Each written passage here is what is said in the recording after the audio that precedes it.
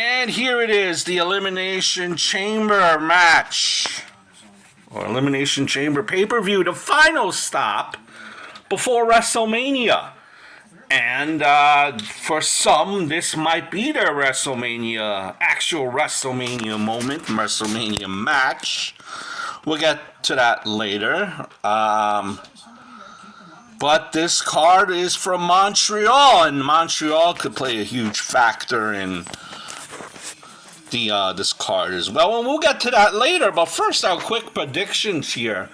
Starting in no particular order with the actual Elimination Chamber match. You have Asuka versus Raquel Rodriguez versus Liv Morgan versus Nikki Cross versus Natalya versus Carmella. So Natalya looks like once again is a face here. She's like the Big Show, right? Of yesteryear, where face, heel, face, heel, face, heel. The turns are endless. And now she's a face, apparently, for this pay-per-view. Veteran, had her chance to shine numerous times before. I don't think it will be Natalya. Liv Morgan, dirt she'd say, the WWE is very happy with her and what she's been doing. Gets a reaction.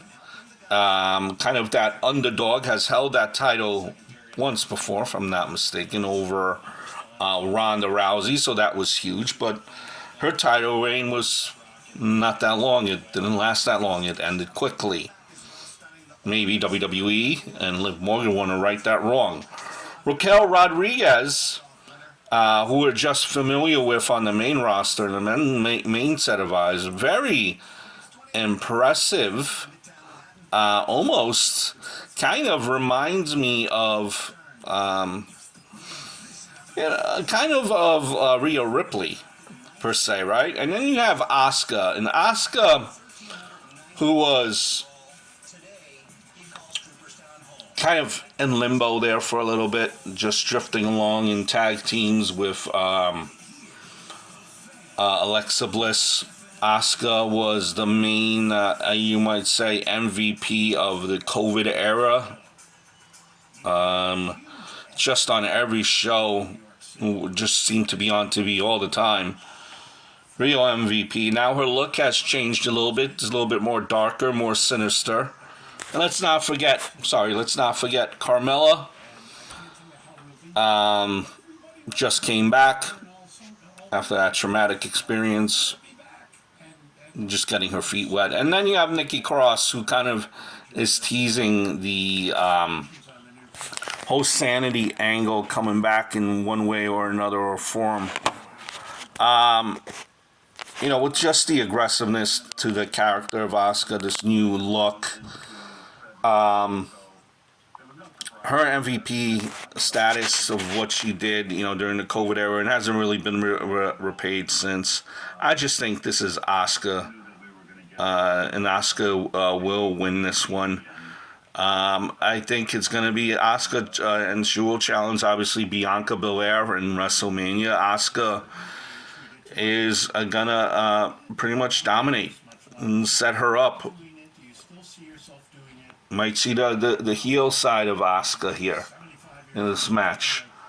Kind of show why she's a force to be reckoned with going into WrestleMania. Take a little bit more seriously, because I think now, even with the, and that's to WWE's doing, even with the aggressive paint, the aggressive new look, Asuka is still kind of cheered. I don't think the WWE wants Asuka to be cheered as she is going up against Bianca Belair. So look for that to be established today. Look for her heel side to be established to get it, by all means necessary, to get anything done. And she's going to dominate the match. Asuka will take the Women's Elimination Chamber. The Elimination Chamber match for the United States Championship. We have Austin Theory versus Seth Rollins versus Johnny Gargano versus Bronson Reed versus Montez Ford versus Damian Priest.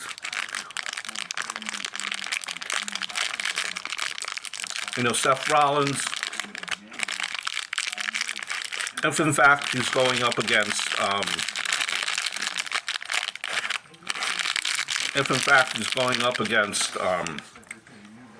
little bit on a conflict as of this, right? If Austin, apparently, Seth Rollins is going up against, the way they're setting it up, going up against Logan Paul. And the WWE has apparently liked Logan Paul a lot. Some might say he's the Rookie of the Year. You might give him the Rookie of the Year if he maybe has a full-time deal. Can't blame Logan Paul. He just wrestles what the WWE asks him to. So you have that, but Logan Paul does not have a match. But it's Logan Paul rumored to be against WrestleMania. That's where it's setting up. So keep that in the back of your mind. Austin Theory apparently is rumored to go up against John Cena at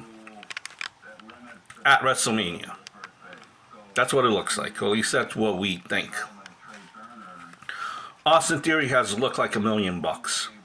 All this talk and chatter about WWE burying Austin Theory. Remember when he lost his Money in the Bank and everyone except me and a couple of other people I'm sure on the internet said, don't take this as a burial. This is just the beginning. Against John Cena. So you have that to consider. Johnny Gargano, Bronson Reed. Listen, very vanilla right now. Very, and sadly, almost no reaction. Bronson Reed more so than Johnny Gargano. And, you know, we need time to develop. You might argue that maybe a championship is what they need. Kind of put them over the edge. Montez Ford, he's going to be a breakout singles star. I don't know if they're really ready to break up. If they're really ready to break up that tag team just yet. I don't think they are. Damian Priest, we've seen him with the Intercontinental title. He's now in Judgment Day. I don't think we will go that route. So yeah, a guy like Damian Priest, he's already held that title. I don't think holding that title is the way next up. If anything, you know, he still has Judgment Day. You know, I think it would be for the heavyweight championship. Now listen, what makes more sense? I think Seth Rollins facing Logan Paul for the Intercontinental Championship, really ruffle feathers would be the way to go. But being that Logan Paul kind of is here and there, not here full time, I don't think they would go that route. Rather, I think they're going to continue on with this, making Austin Theory look legitimized, take it to the next level. Austin Theory versus, let's say, John Cena at WrestleMania for the title. Austin Theory would retain. So therefore, for backtracking back into Elimination Chamber, Austin Theory will win the Elimination Chamber. So Austin Theory with that.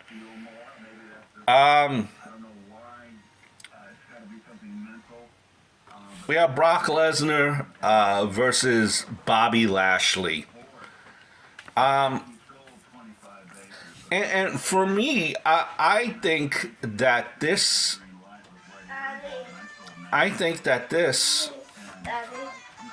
So when you have Brock Lesnar and Bobby Lashley, you look at this matchup here, and this was something that I thought would be going towards WrestleMania, and up until last night, I still thought that, and then a kind of a wrinkle was thrown in there when Bray Wyatt announced that whoever wins, he's got next against. So and because this card, Brock Lesnar versus Bobby Lashley, was rumored to be on like WrestleMania. And I was of the mindset that okay, that WWE is really trying to sell. The WWE is really trying to sell. So this is kind of like a last minute type of a push, make everything strong. With TV deals coming up and everything to that extent, you want to kind of rev it up a bit, and they were revving up this card, which they would normally, I don't think, do for any other pay-per-view, because this card is stacked. This is almost like a short WrestleMania type of quality of card. So that's where I was going with that. But them adding Bray Wyatt yesterday on SmackDown, saying Bray Wyatt says whoever wins, he got next, kind of threw my whole thing here out of what I initially was going with, and now I have a new kind of course of action here for Brock Lesnar versus Bobby Lashley. I think you're going to see Bobby Lashley win. And I think this is going to be Bobby Lashley winning with to the point where Brock Lesnar is just completely in control of this match.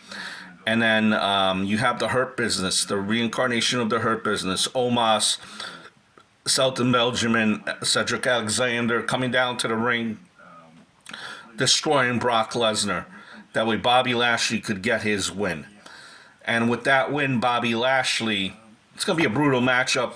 Brock Lesnar just going to town. He's mad, furious after he was laid out at the contract signing.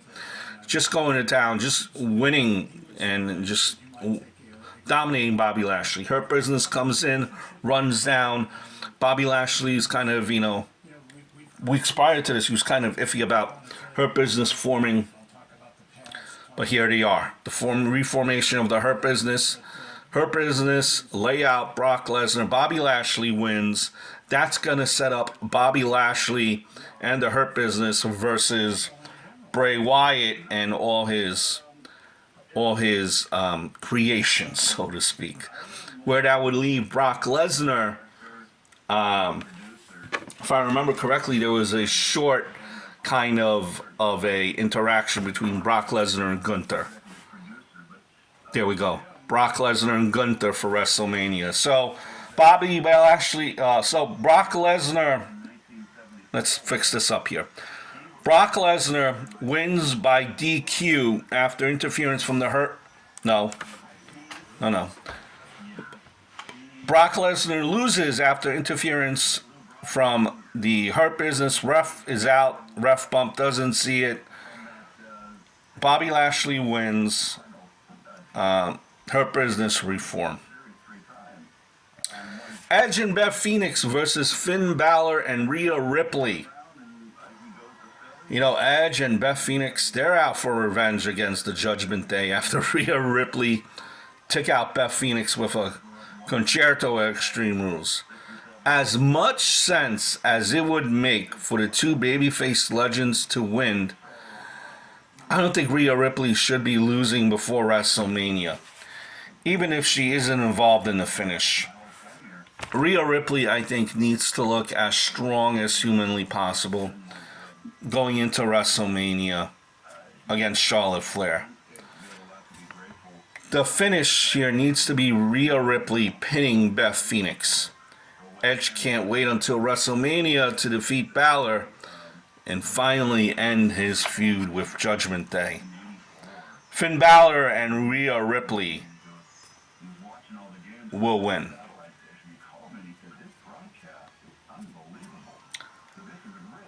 We also have Roman Reigns versus Sami Zayn for the undisputed Universal Championship. And we have liked, or you have got to have liked, what WWE has done in this storyline. A lot of people just only watch for this storyline. And the rest of it is SmackDown. They skip through. Don't even bother watching.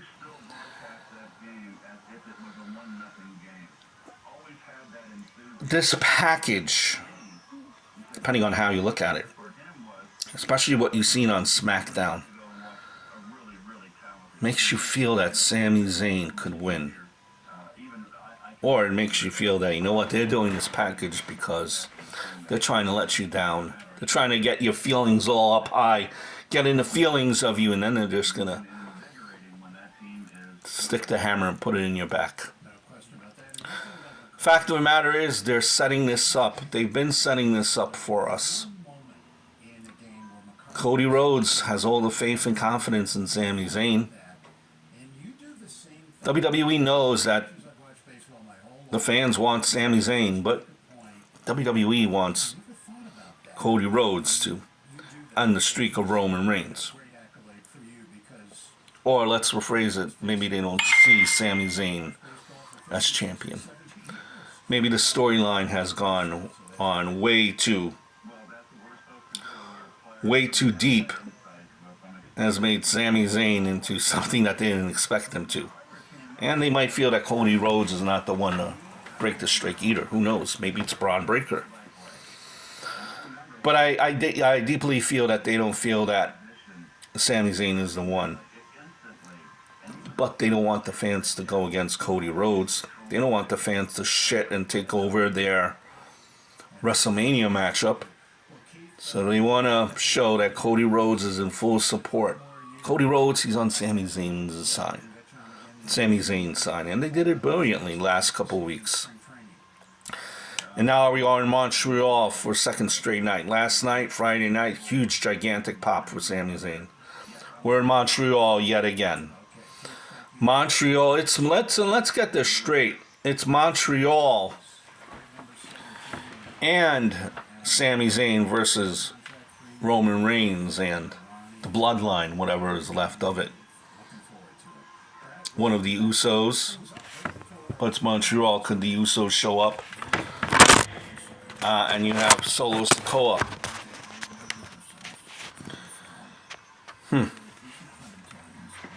It's going to be the way WWE, they're going to have you on the edge of your seat. The crowd is going to be all over this.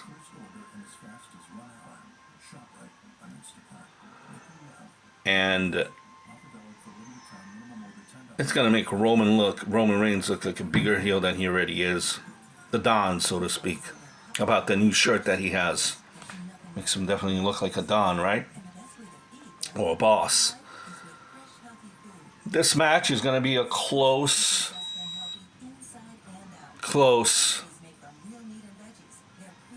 Roman Reigns just winning by the skin of his teeth. And it's going to be with the help of, I think, Jey Uso. Jey Uso in the back.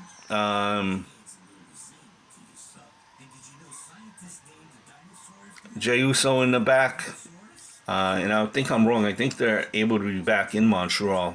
The Usos. I'm not 100%. So I'm going to go with Jey Uso. Somewhere in the back there. Making disruption.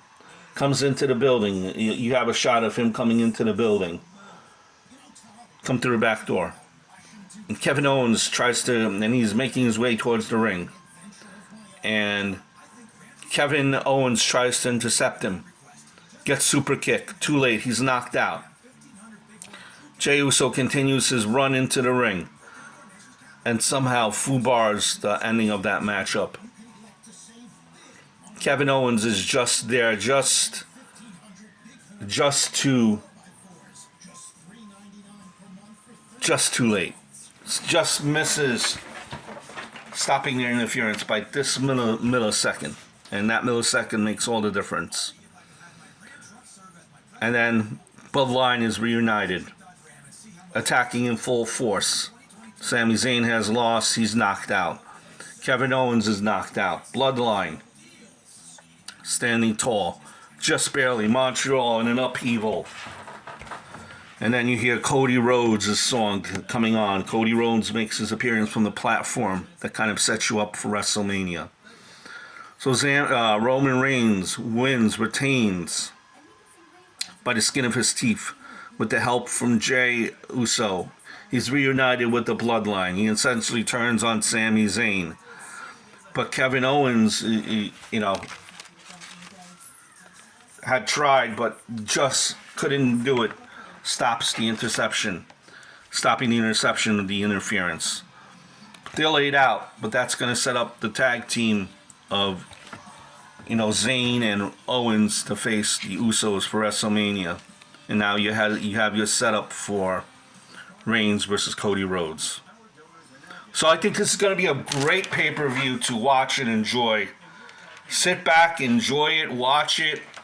I hope all is well, and I look forward to speaking to you guys down the road.